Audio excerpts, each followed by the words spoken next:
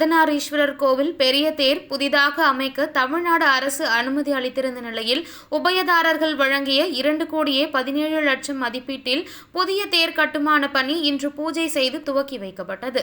இதேபோல் இந்து சமய அறநிலையத்துறை திருச்செங்கோடு அர்த்தநாரீஸ்வரர் கோவில் நிதி ரூ.58,50,000 மதிப்பீட்டில் முருகன் தேர் கட்டுமான பணியும் பூஜை செய்து துவக்கி வைக்கப்பட்டது. தமிழகத்தின் 4வது பெரிய தேரான அர்த்தநாரீஸ்வரர் கோவில் பெரிய தேர் மற்றும் முருகன் தேர் புதிதாக அமைக்கும் பணி இன்று பூஜை செய்து தொடங்கி வைக்கப்பட்டது. ரூபாய் 2,17,00,000 உபயதாரர்கள் நிதியுதவியுடன் 100 டன் இலுப்பை, வேம்பு, தேக்கு உள்ளிட்ட மரங்களை கொண்டு 23 அடி உயரம், 23 அடி அகலம் கொண்ட இரும்பு அச்சுடன் கூடிய பெரிய தேர் அமைக்கப்பட உள்ளது. 12 மாத கால அவகாசத்தில் இந்த தேர் கட்டுமான பணி நடக்க உள்ளது. திருவாரூர் ஆழித்தேர் ஸ்தபதி இளவரசன் தலைமையில் 20 பேர் கொண்ட குழுவினர் இந்த தேர் அமைக்கும் பணியை செய்ய உள்ளனர்.